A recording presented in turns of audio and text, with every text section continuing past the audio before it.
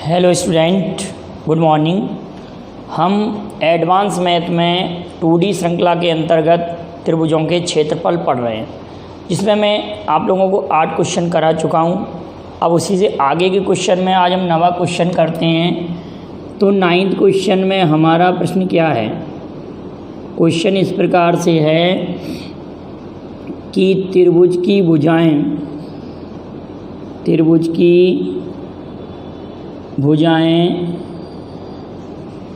9 centimetre, 40 centimetre और 41 centimetre हैं। Question क्या है कि 9 सेंटीमीटर, 40 सेंटीमीटर और 41 सेंटीमीटर है। 9 सेंटीमीटर, 40 सेंटीमीटर एंड 41 सेंटीमीटर। तो त्रिभुज का क्षेत्रफल ज्ञात करो। क्वेश्चन है कि त्रिभुज का क्षेत्रफल ज्ञात करो। Find the area of triangle. त्रिभुज का क्षेत्रफल ज्ञात करो, ये क्वेश्चन है हमारे पास। तो आप लोग ज़रा ध्यान से समझेंगे। अगर भुजाएं 9 सेंटीमीटर, 40 सेंटीमीटर और 41 सेंटीमीटर हैं और हमको त्रिभुज का क्षेत्रफल पूछा है, तो सबसे पहले हम क्या प्रोसेस करते हैं? हम ये देखते हैं कि दी गई भुजाएं जो साइड से हमको दी हैं, दी गई भुजाएं पाइथागोरस प्रमेय के त्रिक हैं या नहीं, ट्रिपलेट ऑफ पाइथागोरस थ्योरम हैं या नहीं, ये हम चेक करेंगे। तो इसको चेक करने का क्या तरीका है कि हमारे पास ये 9 है, तो 9 का स्क्वायर 81, 9 का स्क्वायर 81 और इस 14 का स्क्वायर 40 का स्क्वायर कितना 1600। अगर दोनों को जोड़ना है 1681 आ रहा है और इधर 41 का भी स्क्वायर 1681 आता है। तो कहने का अर्थ ये तीनों भुजाएं पाइथागोरस प्रमेय के त्रिक हैं। क्लियर है बेटा? इनमें हम हेरोन्स फार्मूला अप्लाई नहीं करेंगे। अगर दी गई भुजाएं पाइथागोरस प्रमेय के त्रिक हैं, मैंने याद भी कराया था कि 9, 40, 41, 5, 12, 13, 3, 4, 5, 20, 21, 29, 5, 24, 25 ऐसे याद कराए थे ना। बहुत सारे मैंने ट्रिपलेट याद कराए थे, मतलब 7, 24, 25 था वो। 5, 24, 25 नहीं, 7, 24 और 25। अगर मैं इसके स्थान पर 7, 24 और 25 भी दे देता तो भी ये पाइथागोरस प्रमेय के त्रिक होते हैं। 6, 8, 10 भी दे देता तो भी ये ट्रिपलेट होते हैं। 5, 12, 13 भी दे देता तो भी ये ट्रिपलेट होते हैं। मैं दे देता 20, 21, 29 भी दे देता तो भी ये ट्रिपलेट होते हैं। तो कहने का अर्थ जो ट्रिपलेट वाला वीडियो मैंने आपको पढ़ाया है, आप उससे ट्रिपलेट अगर याद कर लेते हैं तो आपको बड़ा आसानी से क्वेश्चन का जवाब आ जाएगा। त्रिभुज की भुजाएं अगर 30, 40 और 50 हैं और एरिया पूछा है, तो हम इसमें हेरोन्स फार्मूला नहीं लगाएंगे। इतना टाइम मैं क्यों ले रहा हूँ इस क्वेश्चन में कि आपके दिमाग में, जहन में एक बात बैठ जाए कि हम डायरेक्ट ही हेरोन्स फार्मूला का अप्लाई नहीं करते कभी भी। आपके दिमाग में सीधा एक बात देख लेंगे कि दिए गए जो साइड्स हैं वो ट्रिपलेट हैं या नहीं। अगर ट्रिपलेट हैं तो हम डायरेक्ट ही फार्मूला यूज करेंगे 1/2 दोनों छोटी भुजाओं का मल्टीप्लाई 9 × 40 डायरेक्ट ही मल्टीप्लाई कर देंगे तो ये 20 टाइम कैंसिल आउट हो जाएगा। तो त्रिभुज का क्षेत्रफल 180 स्क्वायर सेंटीमीटर, त्रिभुज का क्षेत्रफल 180 वर्ग सेंटीमीटर हो जाएगा। कोई प्रॉब्लम? अब इसी क्वेश्चन को एक नए क्वेश्चन में कन्वर्ट करते हैं। 10th क्वेश्चन में कह रहा हूँ कि यदि त्रिभुज की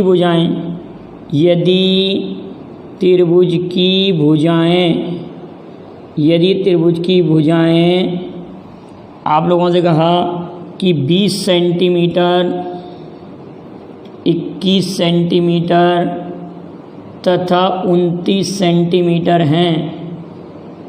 20 सेंटीमीटर, 21 सेंटीमीटर तथा 29 सेंटीमीटर हैं, तो त्रिभुज का क्षेत्रफल क्या होगा? तो भी आप कहेंगे सर ये भी ट्रिपलेट है। अभी आपने लिखा था कि ये भी ट्रिपलेट के अंतर्गत आ रहा है, पाइथागोरस थ्योरम का ट्रिपलेट दिया है ये भी।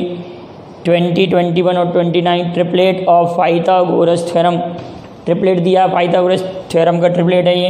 तो अब हम इसको जब सॉल्व करेंगे तो हमारा तुरंत ही एरिया क्या आ जाएगा बेटा कि 1/2, औरली सॉल्व कर सकते हैं 20 इंटू 21, तो ये हमारा 10 टाइम कैंसिल हो जाएगा, 210 स्क्वायर सेंटीमीटर। क्लियर है, 210 स्क्वायर सेंटीमीटर हमारा एरिया आ गया। अब लेकिन अगली बात अगर मैं आपसे ये कहता, सब लोग बड़े ध्यान से समझने का प्रयास कीजिए, अगर मैं ये कहता यदि त्रिभुज की भुजाओं का अनुपात, यदि किसी त्रिभुज की भुजाओं का अनुपात 3:4:5 है। क्वेश्चन क्या क्या बेटा, किसी त्रिभुज की भुजाओं का अनुपात 3:4:5 है, ये मैंने क्वेश्चन बोला आप लोगों के लिए। और क्षेत्रफल तथा त्रिभुज का क्षेत्रफल 600 वर्ग सेंटीमीटर है, 600 वर्ग सेंटीमीटर है। तो त्रिभुज की सबसे बड़ी भुजा की माप क्या होगी?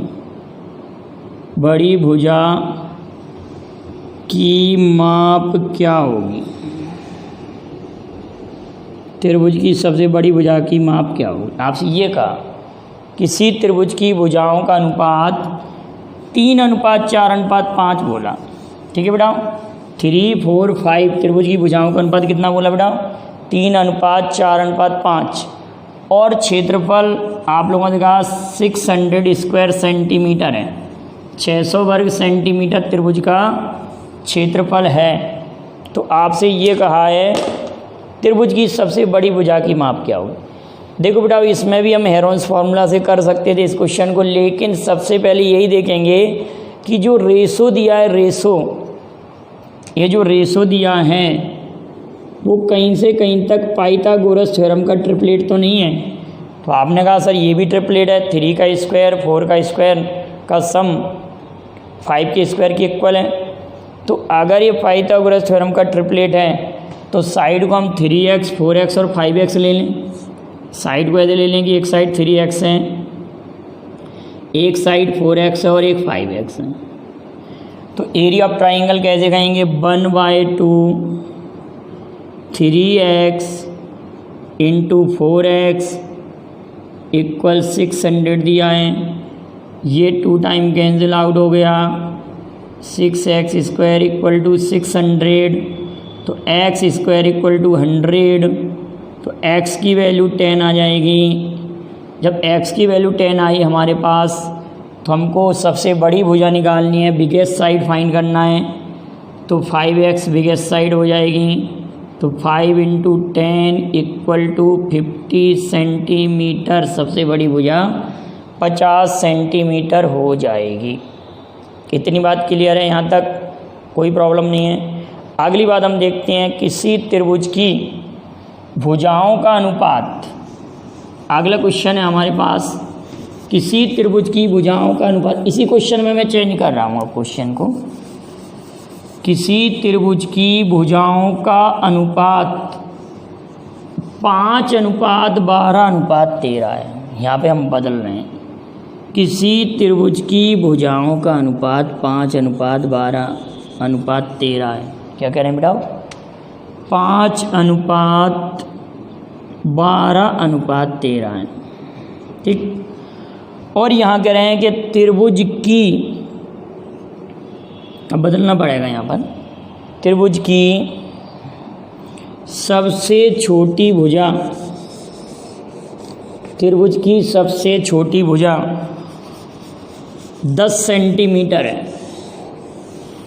त्रिभुज की सबसे छोटी भुजा 10 सेंटीमीटर है। सबसे छोटी भुजा 10 सेंटीमीटर है, तो त्रिभुज का क्षेत्रफल क्या होगा, क्या होगा। अब यहाँ पर भी आपके दिमाग में एक बात बैठी हुई है, क्वेश्चन नंबर 12 हो जाएगा हमारा ये। त्रिभुज की भुजाओं का अनुपात बेटा 5, 12, 13 दिया है, 5, 12, 13 दिया है रेशो। छोटी भुजा 10 सेंटीमीटर है, हमने ये 5, 12, 13 भुजाएं लिख ली, 5, 12, 13। अब ये 5, 12, 13, 5, 12, 13 ये पाइथागोरस थ्योरम के ट्रिपलेट हैं, आपको दिख रहा है, these are triplet of Pythagoras theorems. अगर ये ट्रिपलेट हैं तो ये वाली साइड हमारे पास 10 दी है, 10।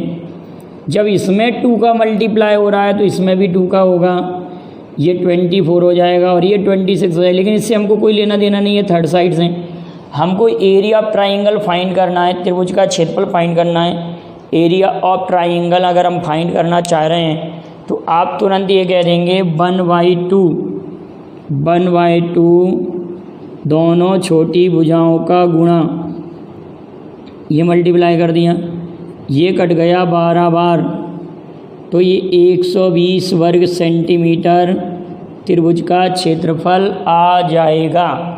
कहीं से कहीं तक कोई प्रॉब्लम नहीं है ना। इसका आप स्क्रीनशॉट ले लें, कितना आसानी से ये सवाल का जवाब हो गया। कोई प्रॉब्लम हो तो बोलिए।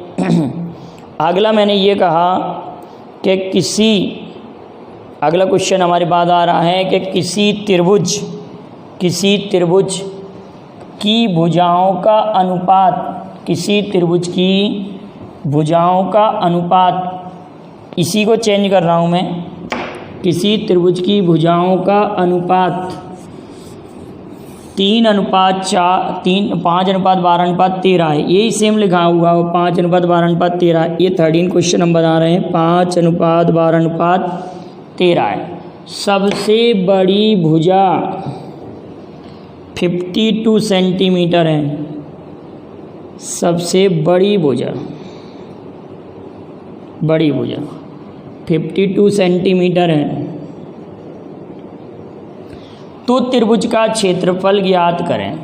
क्या क्वेश्चन बन गया, 5, 12 और 13 हमारा रेशो है और बिगेस्ट साइड हमको कितनी दी है, बिगेस्ट साइड 52। अब हम ये कहेंगे सर 5, 12 और 13 हमारे पास रेशो है और ये 52 दी है, मतलब इसका 4 टाइम दिया, ये 4 टाइम, तो इसको भी हम 4 टाइम करेंगे, 12 चौक 48, 12 चौक 48 किया हमने, और इसको भी 4 टाइम करेंगे, 4 पंजे 20 करेंगे, 4 का गुणा 4 का गुणा। एरिया ऑफ ट्राइंगल जब फाइंड करेंगे तो 1/2 20 × 48, क्लियर है। मतलब दोनों छोटी भुजाओं का गुणा करेंगे हम, 1/2 इन दोनों का मल्टीप्लाई। ऐसा तभी कर पाएंगे बेटा कि जब ये ट्रिपलेट दिया हो, ये ऑलरेडी ट्रिपलेट है। अगर ये ट्रिपलेट नहीं होता तो हम एरिया फाइंड करने के लिए क्या करते, हेरोन्स फार्मूले का यूज करते। फिर हम यहाँ तो डायरेक्ट ही कर सकते हैं, इसको हम 10 टाइम कैंसिल कर देंगे तो ये आंसर आ जाएगा हमारा 480 स्क्वायर सेंटीमीटर, 480 वर्ग सेंटीमीटर हमारे त्रिभुज का क्षेत्रफल हो गया और क्वेश्चन नंबर 13 हो गया। क्लियर है। अब अगली बात आती है, क्वेश्चन नंबर 14 लिखने जा रहे हैं। क्वेश्चन नंबर 14 में अगर मैंने ये कहा कि किसी त्रिभुज की भुजाएं 3, 4 तथा 5 सेंटीमीटर हैं। क्या कह रहे हैं, किसी त्रिभुज की भुजाएं, किसी त्रिभुज की भुजाएं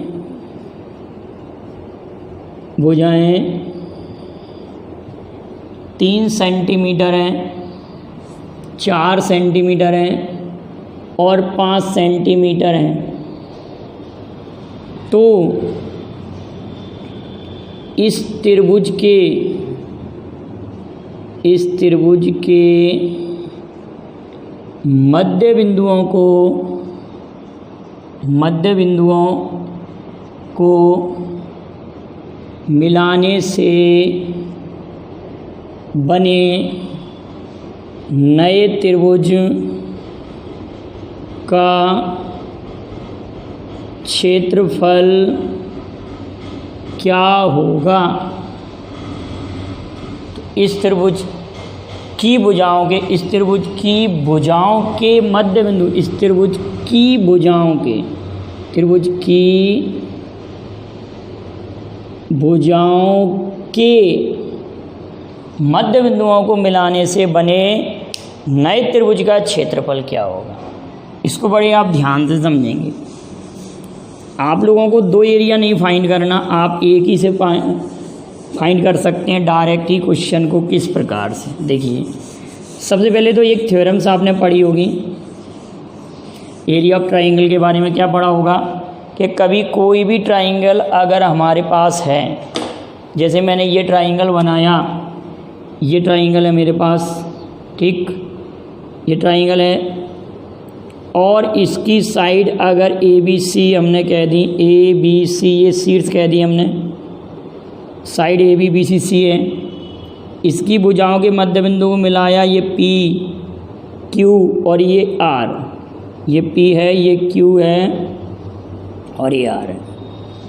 भुजाओं के मध्य बिंदु पी क्यू आर को मिलाने से एक ये त्रिभुज बनता है हमारे पास, ट्राइंगल फॉर्मेट हुआ, नया त्रिभुज बना। त्रिभुज की भुजाओं के मध्य बिंदुओं को मिलाने से एक त्रिभुज बन गया हमारे पास। तो इस वाले जो त्रिभुज का क्षेत्रफल होगा, इस त्रिभुज का जो क्षेत्रफल हमारे पास आएगा, ये वाला जो त्रिभुज का क्षेत्रफल हमारे पास है, वो इस त्रिभुज, बड़े वाले त्रिभुज के क्षेत्रफल का 1/4 होता है। क्या कहेंगे, त्रिभुज पी क्यू आर का क्षेत्रफल, आर का क्षेत्रफल बराबर 1/4 त्रिभुज ए बी सी का क्षेत्रफल, 1/4 त्रिभुज ए बी सी का क्षेत्रफल। अब आप ये कहेंगे कि सर त्रिभुज ए बी सी का जो क्षेत्रफल है, ए बी सी का जो क्षेत्रफल है वो हम डायरेक्ट ही फाइंड कर सकते हैं।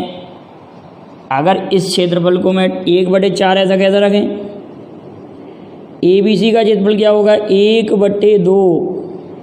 ए बी सी का एरिया कैसे निकलेगा, 1/2, 3 × 4, क्योंकि ये समकोण बन रहा है 3, 4, 5, पाइथागोरस थ्योरम के ट्रिपलेट हैं। तो डायरेक्टली हम क्या कह सकते हैं, उसका क्षेत्रफल 1/2, 3 × 4। तो ये हमारे ये 2 बार ये कट गया और ये भी फिर से 2 बार कटा, तो ये आ रहा है हमारे पास 3/2 या 1.5 वर्ग सेंटीमीटर। त्रिभुज पी क्यू आर का क्षेत्रफल 1.5 वर्ग सेंटीमीटर आ गया। अब बेटा एक बार एक कंपटीशन में यही क्वेश्चन और चेंज होके आया था, ठीक है। उसमें ऐसे था, डायरेक्टली आप समझेंगे कि किसी त्रिभुज ए बी सी की भुजाओं के मध्य बिंदुओं को मिलाने से, आप डायरेक्टली समझ लें इनको, आप डायरेक्टली कर सकते हैं। किसी त्रिभुज ए बी सी की भुजाओं के मध्य बिंदुओं को मिलाने से एक नया त्रिभुज पी क्यू आर बनता है। क्या बनता है, नया त्रिभुज पी क्यू आर बनता है। यदि पी क्यू आर का क्षेत्रफल, यदि पी क्यू आर का क्षेत्रफल 150 वर्ग सेंटीमीटर है, क्या कह रहे हैं कि इस पी क्यू आर का क्षेत्रफल 150 वर्ग सेंटीमीटर है, तो त्रिभुज ए बी सी का क्षेत्रफल ज्ञात करें। तो आप समझ रहे हैं इस वाले का 150 दिया है, तो ए बी सी का क्षेत्रफल इस क्षेत्रफल का 4 टाइम हो जाएगा, तो 150 का 4 गुना। हम ऑरली उस क्वेश्चन को कर सकते थे ना, 150 का 4 गुना 15 चौक 60, 600 वर्ग सेंटीमीटर। अब मैं इसी क्वेश्चन को थोड़ा सा चेंज कर रहा हूँ कि किसी त्रिभुज की भुजाएं क्रमशः, आप समझेंगे यहाँ मैं भुजाओं को बदल रहा हूँ, किसी त्रिभुज की भुजाएं क्रमशः 24 सेंटीमीटर, 7 सेंटीमीटर और 25 सेंटीमीटर है। मैंने बदल दिया बेटा क्वेश्चन। किसी त्रिभुज की भुजाएं 24 सेंटीमीटर, 7 सेंटीमीटर और 25 सेंटीमीटर हैं। किसी त्रिभुज की भुजाएं 24 सेंटीमीटर, 7 सेंटीमीटर और 25 सेंटीमीटर हैं। तो इस त्रिभुज की भुजाओं के मध्य बिंदुओं को मिलाने से बने नए त्रिभुज का क्षेत्रफल क्या होगा? क्या क्वेश्चन लिखा हुआ है? आप जरा इसके लिए आंसर सोचेंगे तो आप तुरंत ही ये कहेंगे कि सर 24, 7 और 25 जो आपने लिखा है, 24, 7 और 25, ये पाइथागोरस थ्योरम के ट्रिपलेट हैं। 24, 7 और 25 जो लिखा है वो पाइथागोरस थ्योरम के ट्रिपलेट हैं। तो अब आप इसको कैसे एक मिनट जरा मैं देख लूँ कि वीडियो क्लियर आ रहा है कि नहीं। बिल्कुल राइट, हमारे पास लिखा हुआ है 24, 7 और 25 लिखा हुआ है बेटा। तो आप ये कहेंगे कि सर इसको हम डायरेक्ट ही कर सकते हैं 1/4, यहाँ पर 1/2 और 24 गुणित 7 क्या लिख लेंगे बेटा? यहाँ पर 24 गुणित 7, ठीक है। अब 4 × 24, 4 × 24, ठीक है। और ये 3 बार कैंसिल आउट हुआ तो 7 या 21 वर्ग सेंटीमीटर इस त्रिभुज का क्षेत्रफल हो जाएगा। कितना हो जाएगा बेटा? 21 वर्ग सेंटीमीटर इस त्रिभुज का क्षेत्रफल। क्लियर है? और इसमें ये चारों क्षेत्रफल बराबर होते हैं। ये चारों क्षेत्रफल बिल्कुल एक्यूरेट होते हैं, कहीं से कहीं तक भी कोई प्रॉब्लम नहीं होती, ठीक है। अब यही क्वेश्चन एक बार ऐसे आया था एक टाइप से, और इस क्वेश्चन को मैं चेंज कर रहा हूँ। लिखिए ज़रा, इसको लिखते हैं हम क्वेश्चन को। 16 क्वेश्चन, किसी त्रिभुज ABC में, ऐसे दिए गए चित्र में था, दिए गए चित्र में त्रिभुज ABC की भुजाओं AB और BC के मध्य बिंदु, देखो हम बना रहे हैं इसमें, दिए गए चित्र में क्वेश्चन नंबर 16, क्वेश्चन नंबर 16, दिए गए चित्र में त्रिभुज ABC में भुजा AB और AC के मध्य बिंदु क्रमशः P और Q हैं। मध्य बिंदु क्रमशः P और Q हैं।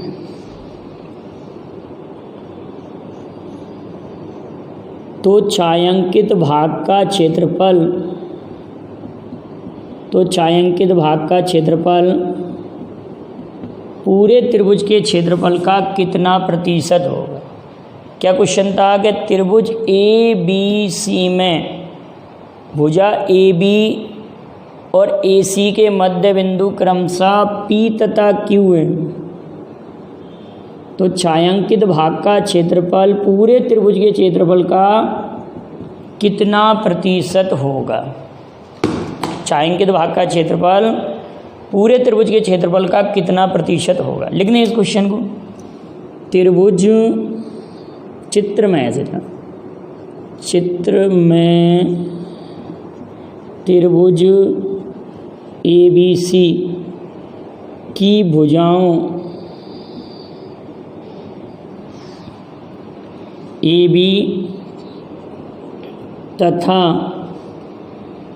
AC के मध्य बिंदु, mid point of AB and AC, मध्य बिंदु क्रमशः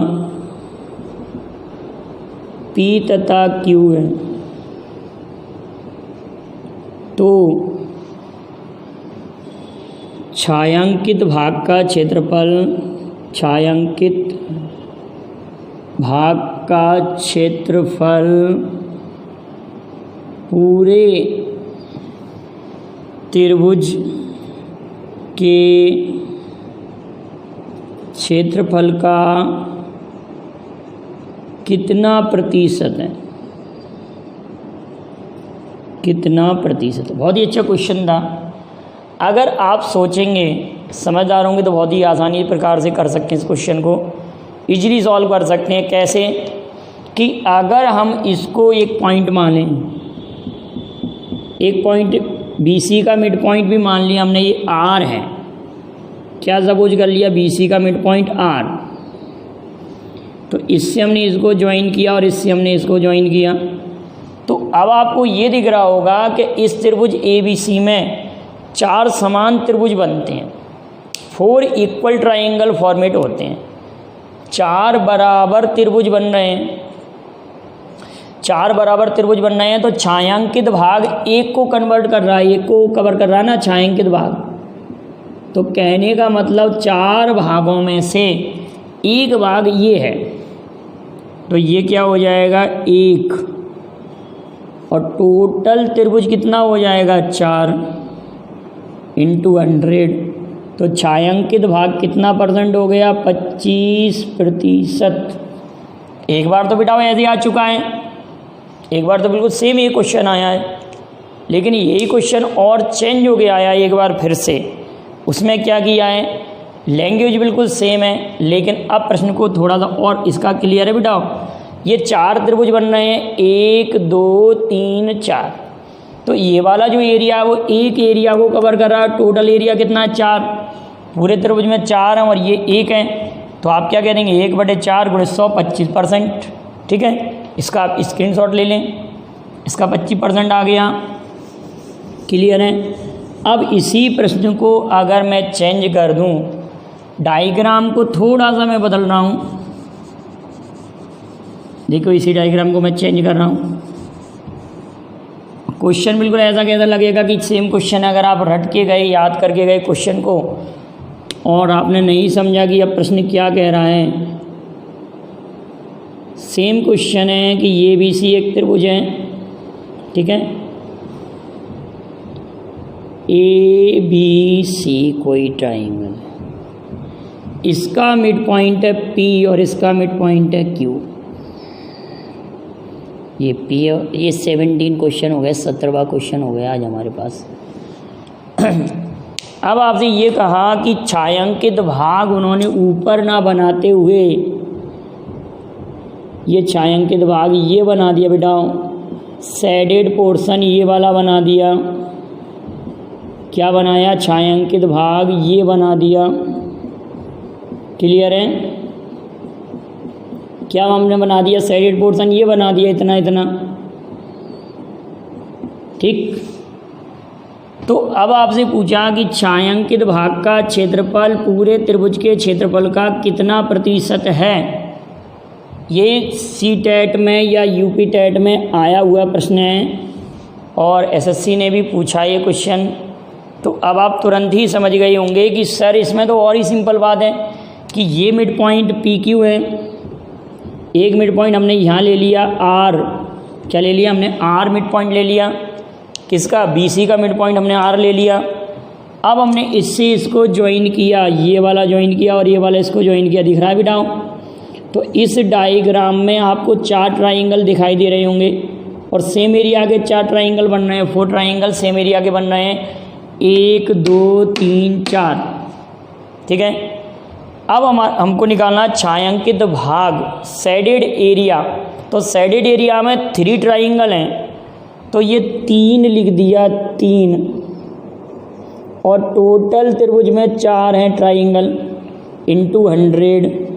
तो कितना प्रतिशत है, 75%। अब इस क्वेश्चन का आंसर आ गया 75%। क्लियर है यहाँ तक। अगली बात करते हैं, चलिए नेक्स्ट क्वेश्चन आता है हमारे पास। हमने समद्विबाहु समकोण त्रिभुज, आइसोस्केलन, राइट एंगल ट्राइंगल पढ़ा था।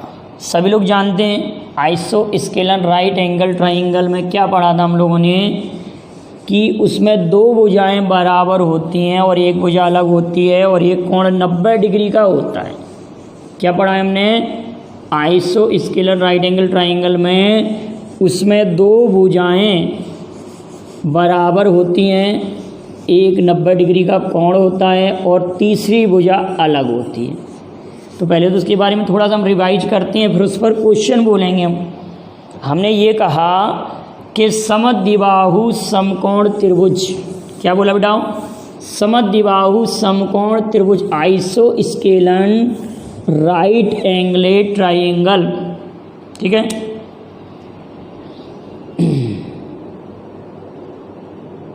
दो भुजाएं बराबर,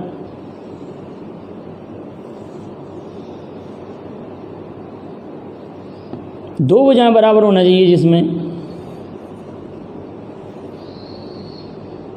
ISOCELL right angle triangle, two side equal हो। समद्विबाहु समकोण त्रिभुज, इसमें दो साइड ए और ये इक्वल होना चाहिए, दो साइड इक्वल हैं, और ये 90 डिग्री का एंगल है यहाँ पर, तो ये a√2 होता है।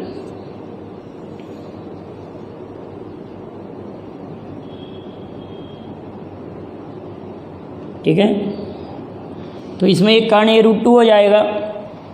आप लोग समझ रहे हैं ना, जिसमें दो भुजाएं बराबर, हम उस त्रिभुज की बात कर रहे हैं, और त्रिभुज समकोण भी हो, ठीक है, समद्विबाहु समकोण त्रिभुज। तो इसका जब हम एरिया फाइंड करेंगे, एरिया तो 1/2 साइड का स्क्वायर होता है। 1/2 क्या होता है? साइड का स्क्वायर। 1/2 भुजा का वर्ग होगा, 1/2 साइड का स्क्वायर। तो इस पर क्वेश्चन ऐसे आया था कि एक समद्विबाहु, एक समद्विबाहु समकोण त्रिभुज की समान भुजाएं